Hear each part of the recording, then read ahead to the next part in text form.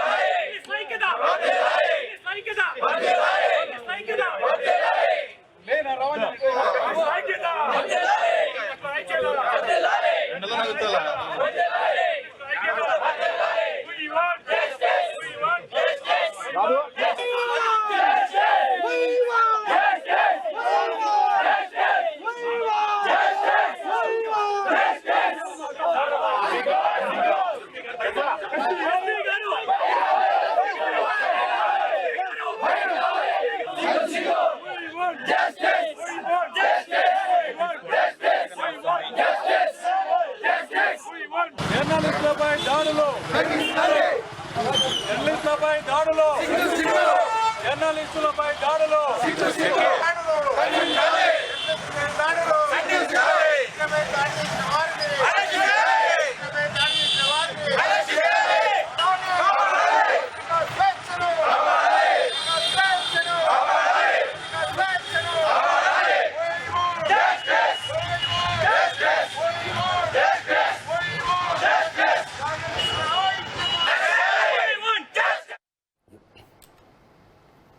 ఇటు ఉమ్మడి చిత్తూరు జిల్లాలో కూడా జర్నలిస్టులు వివిధ ప్రజా సంఘాల నాయకులు నిరసన చేపట్టారు. జర్నలిస్టుపై విచక్షణ రహితంగా దాడి చేయడం హేయమైన చర్యగా అభివర్ణించారు. మీడియా ప్రతినిధులపై దాడులు చేయడం తగదన్నారు. సీఎం హోదాలో ఉన్న వ్యక్తి కొన్ని పత్రికలు ఛానళ్లు పేర్లు చెప్పి మరీ తిట్టడంతోనే కార్యకర్తల దాడులకు తెగబడుతున్నారని ఆవేదన వ్యక్తం చేశారు. ఇలాంటి ఘటనలు పునరావృతం కాకుండా దాడి చేసిన వారిపై వెంటనే చర్యలు తీసుకోవాలని డిమాండ్ చేశారు. కుప్పం, పలమనేరు, మదనపల్లి ప్రాంతాల్లో పోలీసులు, రెవెన్యూ అధికారులకు వినతి పత్రాలు సమర్పించారు.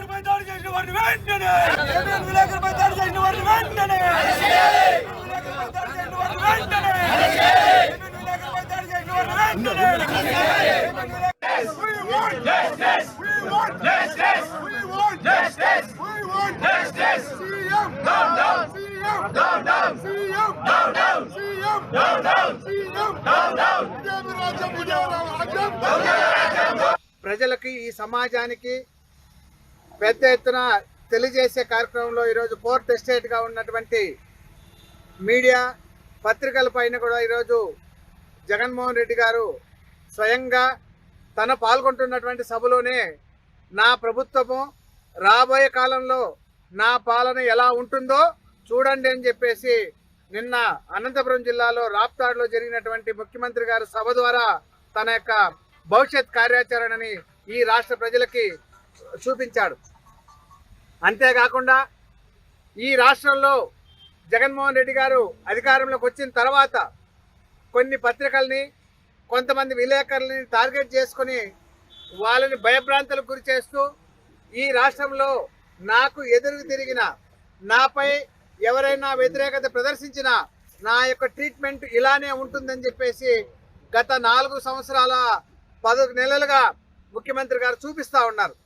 దానికి భిన్నంగా ఈ రాష్ట్ర ప్రజలు, ఈ రాష్ట్రంలో ప్రజాస్వామికవాదులు, ఈ రాష్ట్రంలో హక్కుల నాయకులు దాన్ని తీవ్రంగా ఖండిస్తూనే వస్తున్నారు. అలాంటి వాళ్ళ మీద విపరీతమైనటువంటి దాడులు జరుగుతూనే ఉన్నాయి. దాన్ని ఈ యొక్క ముఖ్యమంత్రి గారు నిన్న సభలో కూడా రిపీట్ చేయించినటువంటి పరిస్థితి.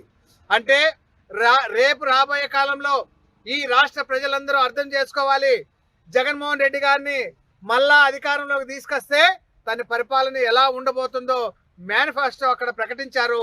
ఆ మేనిఫెస్టో ప్రజలందరూ అర్థం చేసుకోవాలని చెప్పేసి మేము సిపిఎం పార్టీగా ప్రజలకందరికీ విజ్ఞప్తి చేస్తా ఉన్నాం. వృత్తిరీత్యా విధులు నిర్వర్తిస్తున్న ఫోటో జర్నలిస్టుపై అధికార పార్టీ నేతలు విచక్షణారహితంగా దాడికి పాల్పడడం ప్రజాస్వామ్యాన్ని ఖూనీ చేయడమేనని సూళ్లూరుపేట నియోజకవర్గ జర్నలిస్టు యూనియన్ నేతలు మండిపడ్డారు. సిద్ధం సభలో ఫోటోలు తీసేందుకు వెళ్లిన ఫోటో జర్నలిస్ట్ కృష్ణపై వైసీపీ నేతలు విచక్షణారహితంగా దాడికి పాల్పడిన ఘటనను ఖండిస్తూ సూళ్లూరుపేటలో నిరసన ర్యాలీ చేపట్టి ఆర్డీఓకు ఎంఆర్ఓకు వినతి పత్రాన్ని సమర్పించారు.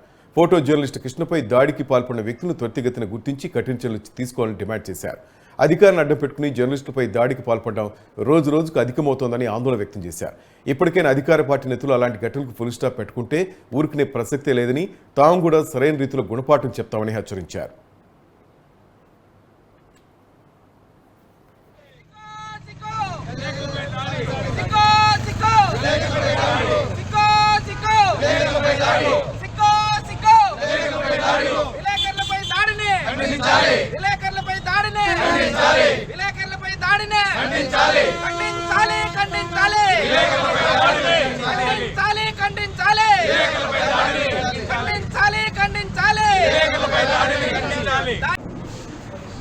సార్ మీరు కూడా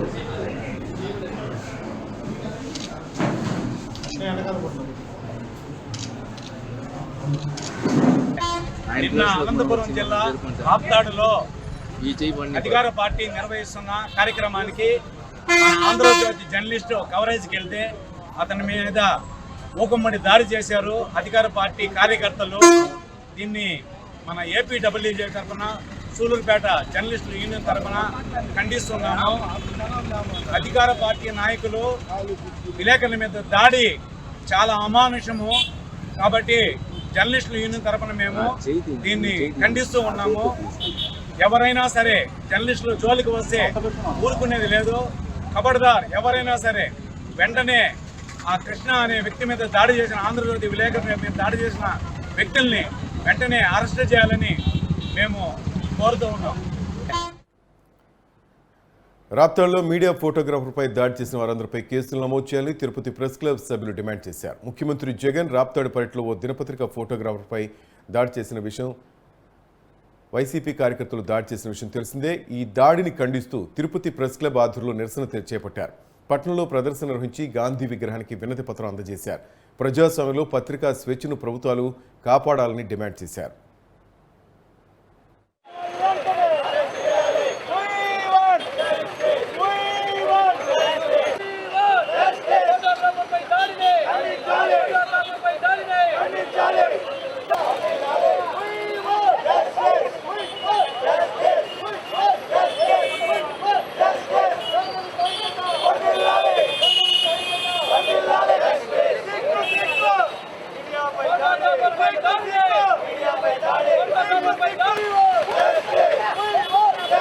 నిన్నటి రోజు ముఖ్యమంత్రి వైఎస్ జగన్మోహన్ రెడ్డి యొక్క సిద్ధం సభలో ఆంధ్రజ్యోతి ఫోటోగ్రాఫర్ శ్రీకృష్ణపై అల్లరి మూకల దాడి, వైసీపీ గూండాల దాడిని ఆంధ్రప్రదేశ్ ఫోటో జర్నలిస్ట్ అసోసియేషన్ తీవ్రంగా ఖండిస్తుంది. యాజమాన్యాల వైఖరి ముఖ్యమంత్రికి తెలియంది కాదు. ముఖ్యమంత్రి గారు మీకు దమ్ము ధైర్యము ఉంటే మీ ప్రతాపము వాళ్లపై చూపించండి, కానీ ఇలా నిరాశుడైనటువంటి పత్రికా విలేకరులపైన ఫోటోగ్రాఫర్లపైన కాదు. అయ్యా, గతంలో కనుక ఇదే విధంగా చేసి ఉంటే, మన పార్టీలు చేసి ఉంటే ఒక పత్రిక యొక్క విలేకరులు ఈరోజు ఇంత రక్షణగా ఉండేవాళ్ళ అనే విషయాన్ని గుర్తుపెట్టుకోవాలా. వెంటనే నిందితులపై కఠిన చర్యలు తీసుకోవాలని డిమాండ్ చేస్తున్నాం. రాప్తాడులో జరిగిన సిద్ధం సభలో ఫోటో జర్నలిస్టుపై వైసీపీ మూకలు దాడి చేయడాన్ని ప్రెస్ క్లబ్ తరపున, తిరుపతి తరపున తీవ్రంగా ఖండిస్తున్నాము. ఇటువంటి దాడులు చాలా హేయమైన చర్యగా భావిస్తున్నాము. జర్నలిస్టుపై దాడి చేసిన వారిని వెంటనే శిక్షించాలని మేము జర్నలిస్టులుగా డిమాండ్ చేస్తున్నాము. ప్రస్తుత రాజకీయాలపై మాజీ మంత్రి బాలినేని శ్రీనివాసరెడ్డి కీలక వ్యాఖ్యలు చేశారు. అప్పుడు అసెంబ్లీలో రోసే మాట్లాడుతుంటే కూర్చోవాలనిపించేదని, ఇప్పుడు మాత్రం బూతులు తప్ప ఏమీ లేవన్నారు. తాను గనుల శాఖ మంత్రిగా ఉన్న సమయంలో సమస్య వస్తే గవర్నర్కి ఫోన్ చేసి తన గురించి మంచిగా చెప్పారని బాలినేని చెప్పుకొచ్చారు. ప్రకాశం జిల్లా ఒంగోలులో మాజీ ముఖ్యమంత్రి రోసే విగ్రహావిష్కరణ సభలో బాలినేని పాల్గొని ఈ వ్యాఖ్యలు చేశారు. రోసే హయాంలో మంత్రిగా ఉండటం తన అదృష్టమని బాలినేని పేర్కొన్నారు. చమత్కారంతో స్ట్రాంగ్గా మాట్లాడేవాడు. అంత నిజంగా అసెంబ్లీలో రోసయ్య గారు ఉంటే ఆయన మన అసెంబ్లీలో కూర్చోవాలనిపిస్తుంది కానీ బయటికి పోవాలనిపిస్తుంది. ఇప్పుడు అసెంబ్లీలో చూస్తుంటే ఈ కాలంలో బూతులు తప్పితే వేరే కనపట్టల్లా, చండాలం అయిపోయింది. అలాంటి రోసయ్య గారు లేని అసెంబ్లీ నిజంగా చాలా బాధాకరమైన అసెంబ్లీ. ఆయనతో మంత్రిగా, ఆయన ముఖ్యమంత్రిగా ఉన్నప్పుడు కూడా నేను మంత్రిగా ఉంటాం నిజంగా నా అదృష్టంగా భావిస్తున్నాను కూడా ఈ సభాముఖంగా తెలియజేసుకుంటా ఉన్నా. ఆయన రాజశేఖర్ గారు చనిపోయిన తర్వాత రోసయ్య గారు ముఖ్యమంత్రి అయ్యారు. అప్పుడు నేను కూడా ఆయనతో పాటు ఆయన మంత్రివర్గంలో మన మైన్స్ మినిస్టర్గా ఉండటం జరిగింది. ఒకసారి అసెంబ్లీలో ఒకసారి ఏం జరిగిందంటే ఆయన గాలి జనార్దన్ రెడ్డి గారి అక్కడ ఓబులాపురంలో అక్కడ ఈయన ఈ ఐరన్ వర్క్ సంబంధించి సెంటర్ అక్కడ ఆయన బీజేపీలో ఉండేవాడు గాలి జనార్దన్ రెడ్డి గారు. అప్పుడు కాంగ్రెస్ ప్రభుత్వం ఉండేది. అప్పుడు రోసయ్య గారికి ఫోన్ చేసి అప్పుడు మైన్స్ ఆపారు. అక్కడ ఐరన్ వర్క్ సంబంధించి గాలి జనార్దన్ రెడ్డి గారికి పర్మిట్లు ఇచ్చారు. పర్మిట్లు ఆపేస్తే పర్మిట్లు మన డిపార్ట్మెంట్ వాళ్ళు ఇచ్చారు.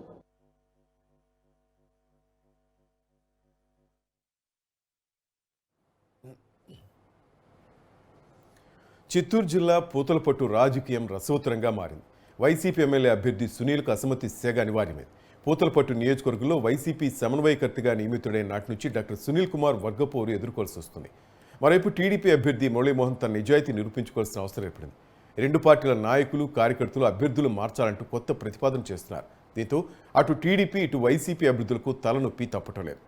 పూతలపట్టు నియోజకవర్గం ఏర్పడిన తర్వాత కాంగ్రెస్, వైసీపీ వరుసగా గెలుపొందాయి. టీడీపీ ఇక్కడ పాగా వేయడానికి పాట్లు పడుతుంది. సునీల్ కుమార్ సమన్వయకర్తగా నియమితులైనప్పటి నుంచి పార్టీలోని కొంతమంది నాయకులు ఎవరికి వారే యమునా తీరే అన్న రీతిలో అసమ్మతి రాగానే వినిపిస్తున్నారు. ప్రస్తుతం సిట్టింగ్ ఎమ్మెల్యే ఎంఎస్ బాబు టికెట్ ఆశిస్తూ పార్టీ కార్యక్రమాలు చురుగ్గా పాల్గొన్నారు. అయినా ఆయన్ని నియోజకవర్గంలో మెజార్టీ వర్గం వ్యతిరేకిస్తూ వచ్చింది. దీంతో పార్టీ అంతర్గతంగా నిర్వహించిన సర్వేలు ఎంఎస్ బాబుకు అనుకూలంగా లేవంటూ అధిష్టానం టికెట్ నిరాకరించింది. ఈ నేపథ్యంలో పలువురు ఆశావాహులు పూతలపట్టు నియోజకవర్గం నుంచి టికెట్ ఆశిస్తూ పెద్ద ఎత్తున పైరువీలు సాగించారు. టికెట్ ఆశిస్తున్న ఆశావాహులందరూ తమ తమ గాడ్ ఫాదర్ల ద్వారా తీవ్ర స్థాయిలో ప్రయత్నాలు సాగించారు. పూతలపట్టు స్థానం కోసం మాజీ ఎమ్మెల్యే డాక్టర్ సునీల్ కుమార్తో పాటు అరగొండకు చెందిన తేంపల్లి పూర్ణం, ఉత్తర బ్రాహ్మణ పలికిన రమాదేవి, ఎంఆర్పీఎస్ రాష్ట్ర నాయకులు కోడిగుట్టు వెంకటేష్ తదితరులు టికెట్ కోసం పైరువీలు సాగించారు. తమ తమ వర్గ సమీకరణ ద్వారా తమకు టికెట్ కేటాయించాలని అధిష్టానానికి విన్నవించారు.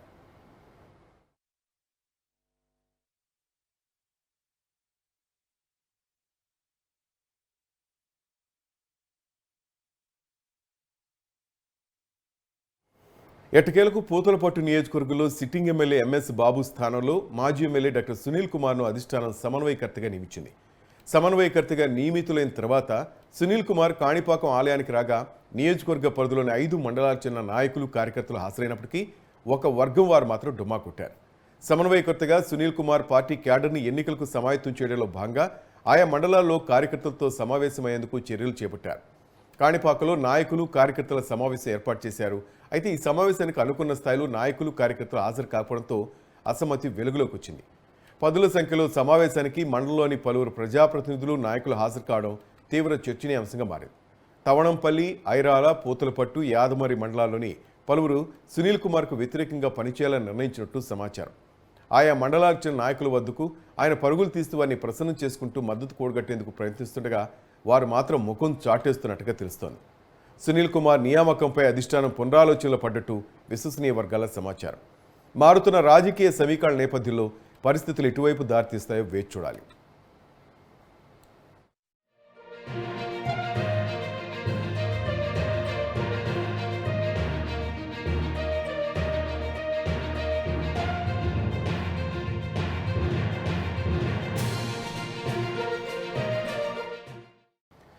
మరోవైపు తెలుగుదేశం పార్టీ అభ్యర్థి మురళీమోహన్ గెలుపు కోసం గట్టి ప్రయత్నం చేస్తున్నారు.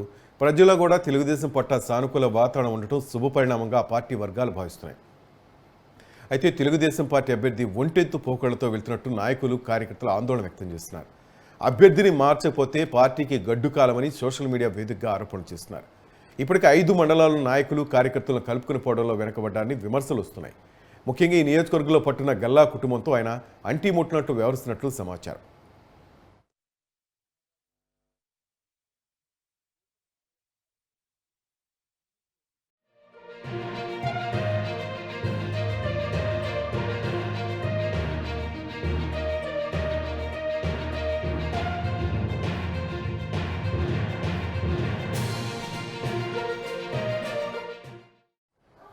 ఈ క్రమంలో గల్లా కుటుంబంతో సత్సంబంధాలున్న ముత్తు పార్టీ కోసం విద్యార్థి నాయకుడిగా పనిచేసిన సప్తగిరి ప్రసాద్ తమ గాడ్ ఫాదర్ల ద్వారా సీటు కోసం అధినాయకత్వం వద్ద ఒత్తిడి తెస్తున్నట్లు సమాచారం.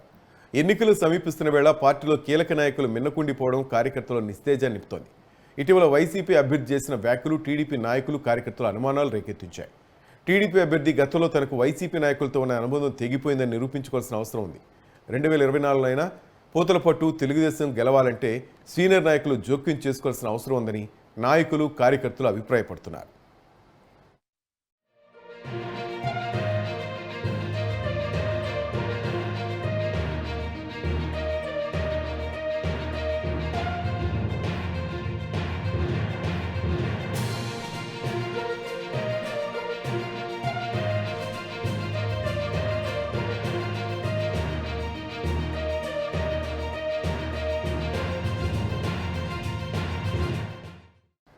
ఇక వైసీపీ అధినేత జగన్మోహన్ రెడ్డిపై ఆయన సామాజిక వర్గానికి చెందిన రెడ్లే గుడ్లు రుముతున్నారు.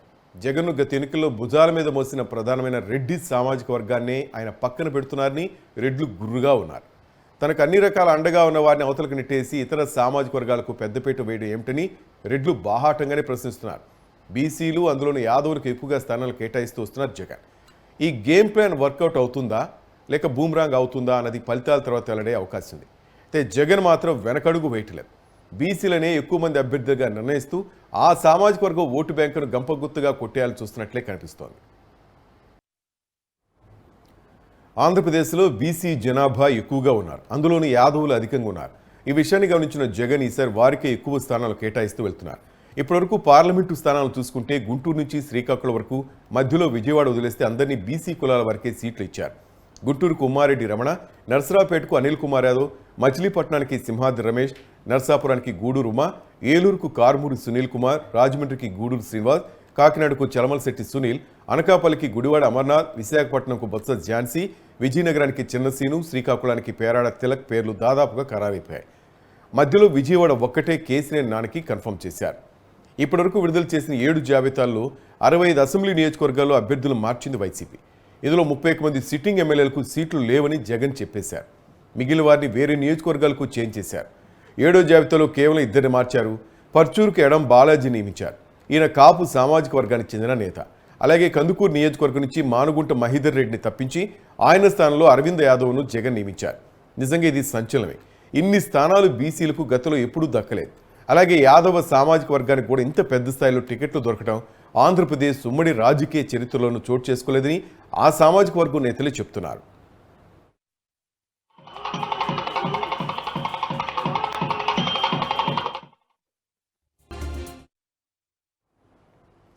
నెల్లూరు జిల్లా ఉదయగిరి నియోజకవర్గ వైసీపీ సమన్వయకర్త మేకపాటి రాజగోపాల్ రెడ్డి ఉదయగిరి మాజీ ఎమ్మెల్యే బొల్లినేని రామారావుపై బూతులతో విరుచుకుపడ్డారు. ఉదయగిరిలో గడప గడపకు పాటించిన ఆయన తన ప్రత్యర్థి ఆరోపణలకు సమాధానం చెప్పలేక బూతు పురాణం విప్పారు. ప్రత్యర్థిపై అనుచిత వ్యాఖ్యలకు పాల్పడ్డారు. కొత్తగా రాజకీయాలకు వచ్చిన తనపై కూడా విమర్శలు చేసే అర్హత బొల్లినేనికి లేదంటూ బూతులు తిట్టారు.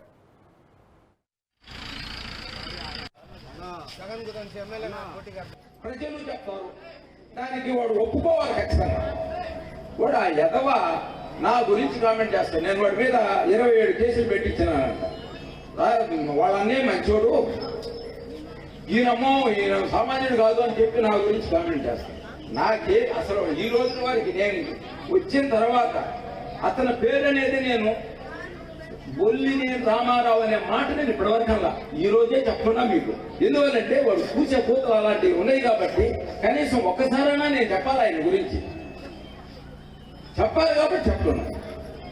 ఆయన వచ్చినాడు అంటే మీరు సరైన బుద్ధి చెప్పాలి ఖచ్చితంగా.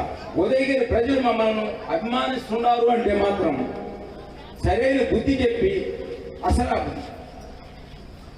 ఆ చెక్ పోస్ట్ దాటి లోపలికి రాకుండా ఉండే పద్ధతిలో మీరు అందరూ చేయాలి. బహుశా ఈసారి చేయలేకపోవచ్చు. ఎందువల్లంటే ఖచ్చితంగా వాడు పోటీ చేస్తాడు. నెక్స్ట్ ఎలక్షన్కి మీరు ఇచ్చే మెజార్టీతో నేనే చేస్తాను. నాకు ఆ ధైర్యం ఉంది. భక్త సులభుడు పరమేశ్వరుడు సకల శుభాలందించే ఆ ఆదిదేవుని లీలా విశేషాలను బట్టి పలు పేర్లతో పిలుస్తుంటారు. పంచభూతాధిపతి అయిన పరమేశ్వరుని కలియుగంలోనూ సాక్షాత్తు సూర్య భగవానుడు అర్చిస్తుండటంతో ఉదయకలే ప్రసిద్ధి చెందాడు అక్కడ మహాదేవుడు. చోళ మహారాజుల కాలంలో నిర్మితమై నాటి నుంచి నేటి వరకు నిత్య పూజలు అందుకుంటున్న ముక్కంటి అక్కడ భక్త సులభుడిగా వాసికెక్కాడు.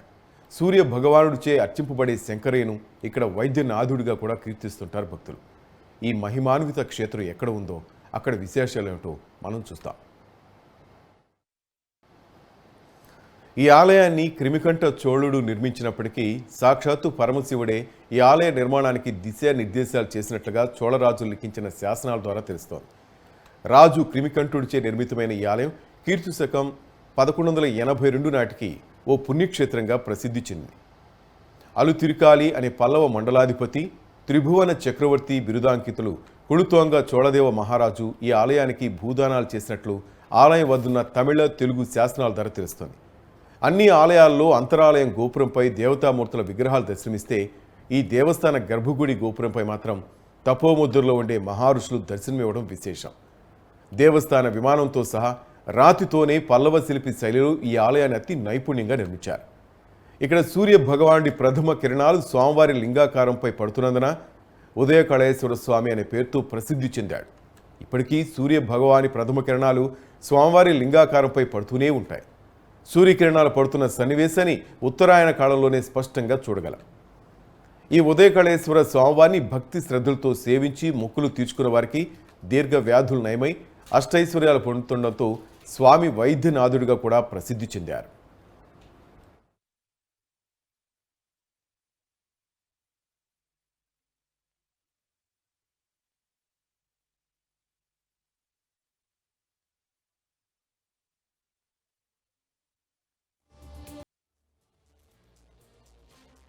జిల్లా కొడవలూరు మండలం గండవరం గ్రామంలో వెలిసిన శ్రీ గంగా పార్వతీ సమేత ఉదయకేశ్వర స్వామి దేవస్థానం.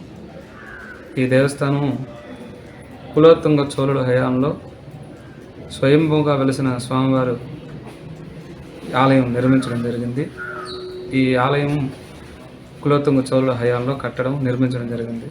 అంతకు పూర్వమే ఇక్కడ స్వామివారు స్వయంభూగా ఉండేవారట. భగీరథ శాసనాల్లో ఇది 2వ దేవస్థానంగా మనకి విరాజిల్లుతుంది. దానికి తగ్గ ఆధారాలు కూడా ఈ ఆలయం గర్భగుడి పైన మనకి ధ్యానముద్రలో ఉండే ఋషులు తపో జ్ఞానులు అందరూ కూడా ఇక్కడ దర్శనమిస్తారు. సప్త ఋషులందరూ కూడా ఇక్కడ దర్శనమిస్తారు. ఆలయం శిఖరం మీద విమానం మీద ఏ ఆలయానికైనా సరే దేవతామూర్తి విగ్రహాలు ఉంటాయి. కానీ ఇక్కడ భగీరథ శాసనంలో 2వ దేవస్థానం కనుక ఋషులు తపోముద్రలో ఉన్న ఎంతో మంది సిద్ధులు ఈ ఆలయం పైన దర్శనమిస్తారు. ఇది పూర్వము భగీరథుల కాలంలోనే ఇక్కడ స్వయం వ్యక్తంగా వెలిసిన శివుణ్ణి భగీరథుడు దర్శనం చేసుకుని ఇక్కడ ఒక కాలసర్పాన్ని ఒక పుట్టని ఏర్పాటు చేసి దాంట్లో ఒక 11 ఎదురు చెట్లు రక్షణగా కల్పించి వెళ్ళాడు అని చెప్పేసి ఒక నానుడు ఉంది. ఆ తర్వాత కాలగర్భంలో ఇక్కడ నిధి నిక్షేపాలు ఉన్నాయని చెప్పేసి అప్పట్లో ఏదో నిధి నిక్షేపాలు ఉన్నాయని చెప్పేసి దాన్ని ఛేదించాలి తీయాలని చెప్పేసి కొంతమంది ప్రయత్నం చేయగా గడ్డపార యొక్క ఘాట్లు స్వామివారి విగ్రహానికి తగులుతాయి. ఆ తగిలిన క్రమంలో స్వామివారి శివలింగం నుంచి రక్తం ధారలుగా వస్తూ ఉండడం, ఇవంతా కూడా జరిగిన సన్నివేశం అంతా కూడా కులోత్తుంగ చోళుడికి క్రిమికంఠ చోళుడు ఈ క్రిమికంఠ చోళుడికి కల్లో స్వామివారు కలపడి రక్తధారంతో కనబడి ఒక ఆలయాన్ని నిర్మించాలి నేను ఇక్కడ. రంగారెడ్డి జిల్లా మహేశ్వరం మండలం తుమ్మలూరు గేట్ సెంట్లో రోడ్డు ప్రమాదం జరిగింది. కారు అదుపు తప్పి బైక్ను ఢీకొట్టింది. ఈ ప్రమాదంలో బైక్ మీద ఉన్న దంపతులకి తీవ్రంగా గాయాలు కాగా కారులో ఉన్న వారికి స్వల్ప గాయాలయ్యాయి. క్షతగాత్రులను సమీపంలోని ఆసుపత్రికి తరలించారు. పోలీసులు కేసు నమోదు చేసి దర్యాప్తు చేస్తున్నారు.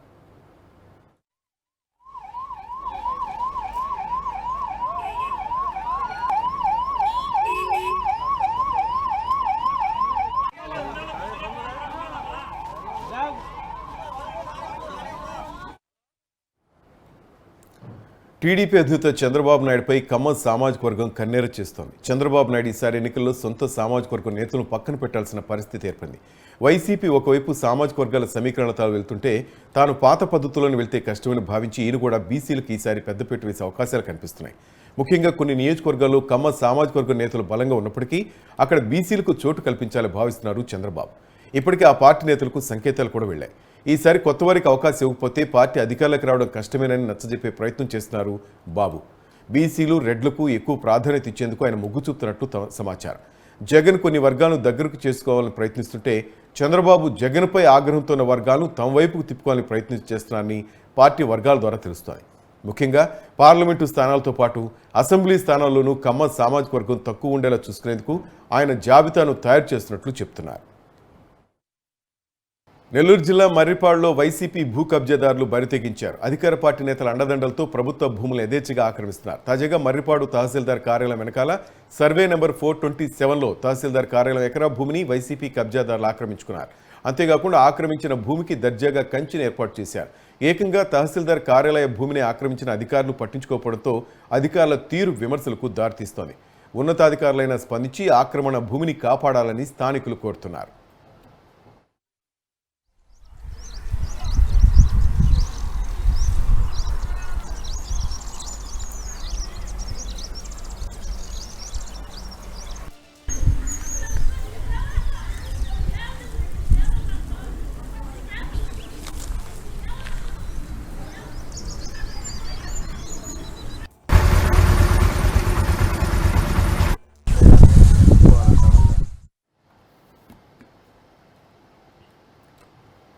ఆత్మకూరులో ఎమ్మెల్యే మేకపాటి విక్రమరెడ్డి అనుచరుడు అరాచకం సృష్టిస్తున్నారని రైతులు ఆవేదన వ్యక్తం చేస్తున్నారు.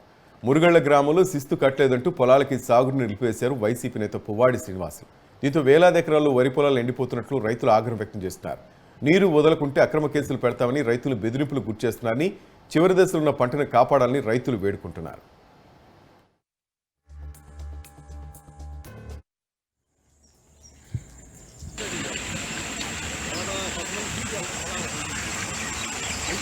చెట్ల కాడికి కానీ పోతే ఎండిపోయింది కానీ వస్తుంది. ఇదంతా అయింది.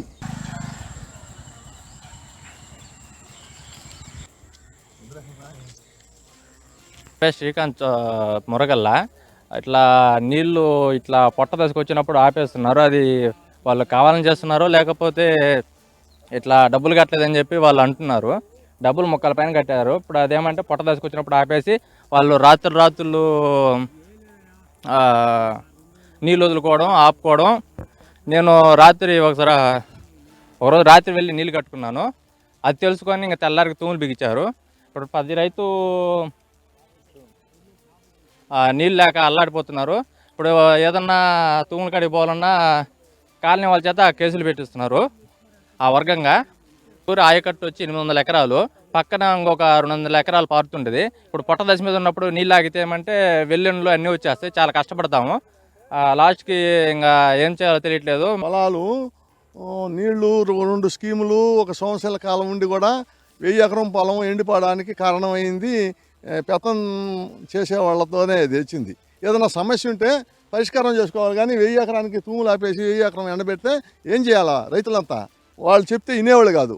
4 రోజులు పోయింది మా వాళ్ళు వాళ్ళ ఇంటికి, కనీసం రెస్పాండ్ లేదు. పైరేమో ఎండిపోతుంది. ఎకరాకు 30,000 పెట్టి పైరు ఎండిపోతే రైతు ఏం చేయాలా? అలాంటి పరిస్థితుల్లో మీకు ఇన్ఫామ్ చేయడం జరిగింది. ఊళ్ళో కొంత బెదిరింపులు. ఎందుకంటే ఏమయ్యా వాళ్ళు ఎవరో పోయి మడ వేసుకుంటే మీరు రౌడీలాలు వచ్చి చేస్తానంటే వాళ్ళు వచ్చి వేసుకోవచ్చు రౌడీలుగా. అలాంటి పద్ధతుల్లోకి వచ్చి తూములాపి ఈ విధంగా తయారు చేస్తే రైతులు ఏం కావాలా? అనంతపురం జిల్లా రాప్తాడు సిద్ధం సభ కవరేజ్కి వెళ్లిన ఫోటోగ్రాఫర్ కృష్ణ మీద వైసీపీ నాయకుల దాడమని తెలుగుదేశం పార్టీ రాష్ట్ర ఉపాధ్యక్షుడు తిప్పేస్వామి అన్నారు. రాష్ట్రంలో రోజురోజుకు వైసీపీ గూండాల అరాచకాలు పెరిగిపోతున్నాయని విమర్శించారు. భవిష్యత్తులో ఎలాంటి ఘటనలు జరగకుండా దాడి చేసిన వారి మీద కేసు నమోదు చేసి కఠిన చర్యలు తీసుకోవాలని తిప్పేస్వామి డిమాండ్ చేశారు. సిద్ధం సభ జరిగింది. ఆ సభకు ఆయన పుట్టపర్తి ఎయిర్పోర్ట్కి వచ్చినప్పుడు రైతులు అందరూ కూడా Jagan go back, Jagan down down, Jagan down down అని నినాదాలు ఇచ్చినారు. కారణం 5 సంవత్సరాల పరిపాలన, జగన్మోహన్ రెడ్డి పరిపాలనలో ఏ ఒక్క నయా పైసా కూడా రైతాంగం మేలు చేయనటువంటి దాఖలాలు లేవు. మరి అందుకోసమే రైతులు కడుపుమండి, అందులోనూ మడక్సిరా ప్రాంత రైతులు గత 2 సంవత్సరం చంద్రబాబు నాయుడు నాయకత్వంలో తెలుగుదేశం ప్రభుత్వంలో ఏమైతే అంద్రీనివా నీళ్లు మడక్సిరా తీసుకొచ్చినామో అంతవరకు ఆగిపోయినాయి అనమాట. మరి జగన్మోహన్ రెడ్డి నాయకత్వంలో ఒక తట్టడు మన్ను కానీ, ఒక బాండ్లే సిమెంట్ కానీ, 1 రూపాయి కానీ అంద్రీనివా కోసం ఖర్చు పెట్టిన దాఖలాలు లేవు. నీళ్లు కూడా రాలేదు. మడక్సిరా ప్రాంతం ఈ రాష్ట్రంలో అతి ఎత్తైన ప్రాంతం సముద్ర మట్టానికి. మరి ఈరోజు తాగడానికి నీళ్లు లేక, మరి సేద్యానికి నీళ్లు లేక బోర్లన్నీ బాగా ఎండిపోతున్నాయి. చాలామంది రైతాంగం 20 ఎకరాలు 30 ఎకరాలు ఉన్న రైతులు కూడా బెంగళూరు వలసపోతున్నారు. అది చూసి కడుపు మండి రైతు సంఘం నాయకులు ఈరోజు జగన్మోహన్ రెడ్డి నాయకత్వంలో డౌన్ మీరు గో బ్యాక్ అంటామంటే నిర్దాక్షిణ్యంగా పోలీసు వాళ్ళని అరెస్ట్ చేయడం అమానుషం, తీవ్రంగా ఖండిస్తున్నాం. రైతు న్యాయమైనటువంటి కోరికలు అడిగితే అతను పోలీసు వాళ్ళతో దమనకాండగా మరి వాళ్ళ అన్నదొరకడం చాలా వెంటనే రీడ్ చేయాలి. మరి దాంతోపాటు ఈరోజు నిజాన్ని నిర్భయంగా సమాజానికి చాటి చెప్పేటువంటి ఏబిఎన్ మరి ఛానల్ కానీ ఆంధ్రజ్యోతి పత్రిక కానీ కృష్ణాని రోజు ఫోటోగ్రాఫర్ని అతి దారుణంగా దాడి చేయడం తీవ్రంగా ఖండిస్తున్నాం. నెల్లూరు జిల్లా సైదాపురం మండలం తుమ్మల తలుపూరులో అక్రమార్కులు రెచ్చిపోతున్నారు. తెల్లరాయి రేటు పెద్ద సంఖ్యలో పలుకుతుండటంతో పొలం గట్టు తేడా లేకుండా అక్రమార్కులు తవ్వకాలు జరుపుతున్నారు. దీంతో గ్రామస్తులు సర్పంచ్ తవ్వకాలు జరుపుతున్న వారిని అడ్డుకున్నారు.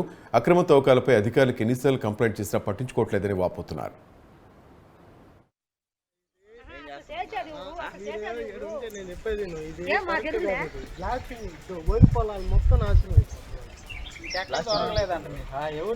అది కాదు మధ్యలో మాగాడి పెట్టుకొని చెట్టు చేస్తారు.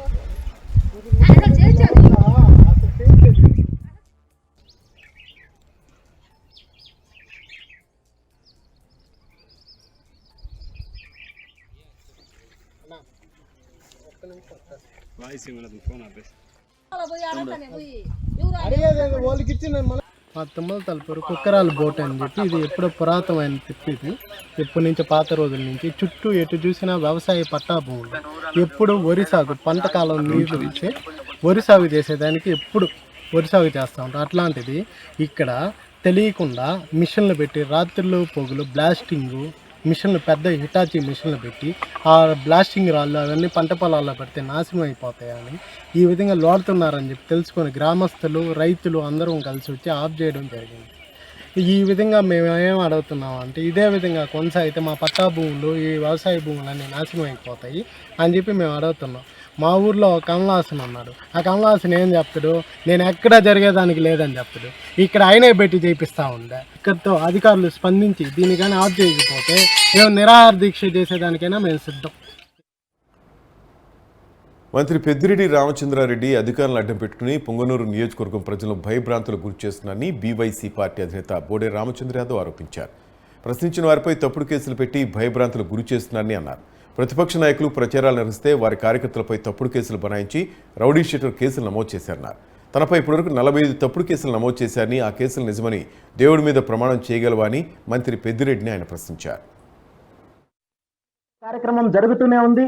2020 సంవత్సరంలో నియోజకవర్గంలో మహిళలకు పండగ సందర్భంగా చీరల పంపిణీ కార్యక్రమం చేస్తే ఆ రోజు పుంగనూరు నియోజకవర్గ మహిళలకు నేను మద్యం పంచుతున్నానని చెప్పి 6 పోలీస్ స్టేషన్లలో అక్రమంగా కేసులు పెట్టడం జరిగింది. అదేవిధంగా పుంగనూరు నియోజకవర్గానికి సంబంధించిన యువకులకు క్రికెట్ టోర్నమెంట్ నిర్వహించాలని చూస్తే ఆ రోజు తప్పుడు కేసులు పెట్టడం జరిగింది. అదేవిధంగా నియోజకవర్గంలో ఉన్న నిరుద్యోగ యువకుల కోసము సుమారు 150 కంపెనీలను ఆహ్వానించి 10,000 మందికి పైగా ఉద్యోగాలు కల్పించే కార్యక్రమం చేయాలనుకుంటే ఆ రోజు అధికారులను అడ్డం పెట్టుకొని పోలీసులను అడ్డం పెట్టుకొని తప్పుడు కేసులు పెట్టే కార్యక్రమం చేశారు. నియోజకవర్గంలో సదుం మండలంలో అక్కడ జరుగుతున్న అక్రమాల గురించి, పాడి రైతులకు జరుగుతున్న దోపిడీ గురించి ప్రశ్నించడానికి రైతు బేరీ కార్యక్రమము మొదలు పెడితే ఆ రోజు నా మీద అధికారులు పోలీసులు తప్పుడు కేసులు పెట్టే కార్యక్రమం చేశారు. నా ఇంటి మీద దాడి చేసే కార్యక్రమం జరిగింది. దీనికి కూడా కొంతమంది పోలీసు అధికారులు సహకరించారు. ఆ తర్వాత జరిగిన కార్యక్రమాల్లో ఎన్నో రకాలుగా పుంగనూరు నియోజకవర్గంలో జరుగుతున్న అక్రమాలను ప్రశ్నించిన ప్రతిసారి కూడా కొంతమంది పోలీసు అధికారులు అత్యుత్సాహం చూపించి నా మీద తప్పుడు కేసులు పెట్టే కార్యక్రమం చేశారు. ఈ విధంగా తీసుకుంటే గత 4.5 సంవత్సరంలో ఇప్పటి వరకు నా మీద పెట్టిన అక్రమ కేసులు సుమారు 40కి పైగా అక్రమ కేసులు పెట్టడం జరిగింది. 2020 సంవత్సరం నుండి ఈ రోజు వరకు గత వారం ముందు జరిగిన గోడ గడియారాల సంఘటన నుండి తీసుకుంటే సుమారు 45 కేసులకు పైగా ఈ రోజు. మరోవైపు పెద్దిరెడ్డి రామచంద్రారెడ్డి తమ నేత రఘువీరారెడ్డిపై ఇష్టానుసారంగా మాట్లాడితే చూస్తూ ఊరుకోబోమని తగిన గుణపాఠం చెప్తామని అనంతపురం జిల్లా కళ్యాణదుర్గం కాంగ్రెస్ పార్టీ శ్రేణులు హెచ్చరించారు.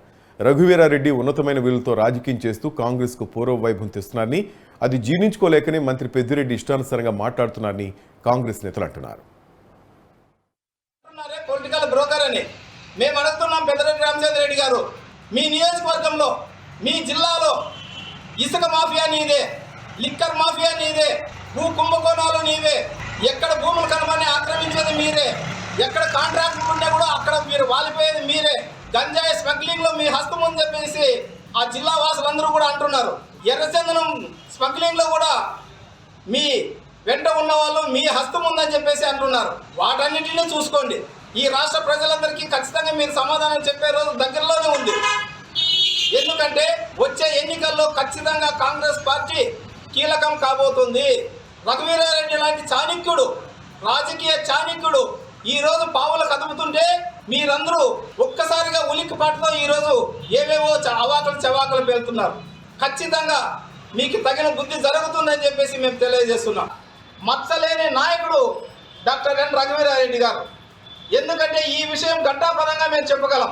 శత్రువుకు సైతం మంచి చేయాలని ఒక ఎంతో మహోన్నతమైన విలువలు కలిగినటువంటి డాక్టర్ ఎన్ రఘువీరారెడ్డి గారు పైన మీరు ఇలాంటి అవాకులు చవాకులు పేరితే మాత్రం చూస్తూ ఊరుకుంటామని చెప్పేసి మీరు అనుకుంటే అది ఖచ్చితంగా మీ భ్రమంలో బతుకున్నట్లే లెక్క. కాంగ్రెస్ కాకినాడ జిల్లా కత్తిపూడి వద్ద టీఎస్ఆర్టీసీ బస్సు బోల్తా పడిన ఘటనలో పలువురు ప్రయాణికులు గాయపడ్డారు. విశాఖపట్నం నుంచి భద్రాచలం వెళ్తున్న తెలంగాణ రాష్ట్రానికి చెందిన super luxury bus Kathipudi old RDO office వద్ద అదుపు తప్పి తిరగబడింది. గాయపడిన ప్రయాణికులు బస్సు నుంచి బయటకు తీసిన స్థానికులు ఆసుపత్రికి తరలించారు. ప్రమాద సమయంలో బస్సులో 25 మంది ప్రయాణికులున్నారు. తీవ్రంగా గాయపడ్డ వారిని కాకినాడ ప్రభుత్వ ఆసుపత్రికి తరలించారు.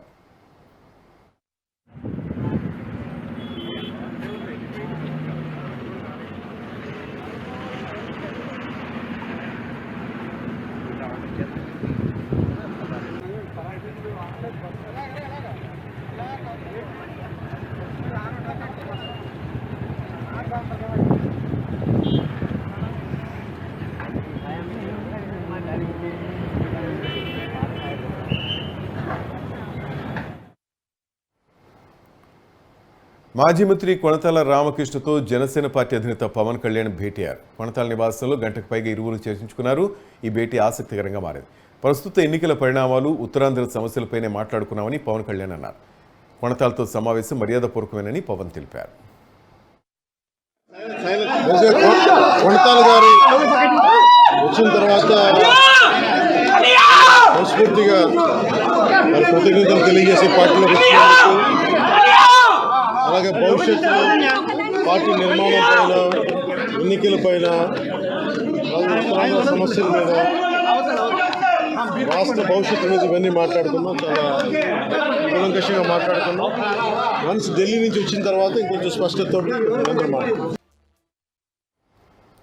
అనంతపురం జిల్లా రాప్తాడులో వైసీపీ సిద్ధం సభకు పలు ప్రాంతాల నుంచి జనాలను ఆర్టీసీ బస్సుల్లో తరలించడంతో వివిధ ప్రాంతాల్లో ప్రయాణికులు తీవ్ర ఇబ్బందులు పడ్డారు. కుప్పం డిపో 66 బస్ సర్వీసులు ఉన్నాయి. వీటిలో ఏకంగా 50 బస్ సర్వీసులను సీఎం సభకు తరలించి కేవలం 10 బస్సులు మాత్రమే ప్రయాణికుల కోసం ఉంచగా వాటిలో 6 గ్యారేజ్కే పరిమితమయ్యాయి. దీంతో టీడీపీ నాయకులు డిపో ముందు నిరసన చేశారు.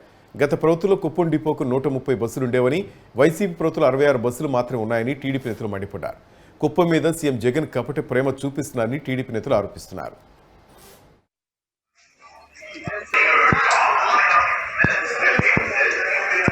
కుప్పం నియోజకవర్గ ప్రజలందరి మీద వైఎస్ఆర్సీపీ నాయకులు చాలా పగబట్టినట్టున్నారు.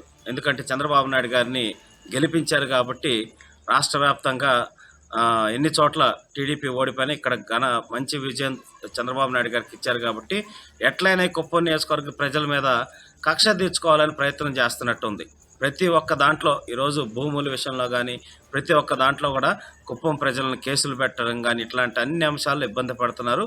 ఈరోజు కొత్తగా చంద్రబాబు నాయుడు గారు ఉన్నప్పుడు 132 పైచిక్కు సర్వీసులు ప్రతి గ్రామానికి కనెక్టివిటీ తోటి బస్ సర్వీసులు కుప్పం డిపో నుంచి ఉంటే ఈరోజు వైఎస్ఆర్సీపీ ప్రభుత్వం వచ్చిన తర్వాత 2019 తర్వాత వాటిని 66కు తగ్గించారు. కొత్తగా మంచిగా ఉన్న బస్సులు మొత్తం తీసుకెళ్ళి పొంగనూరులో పెట్టుకున్నారు మంత్రి గారు.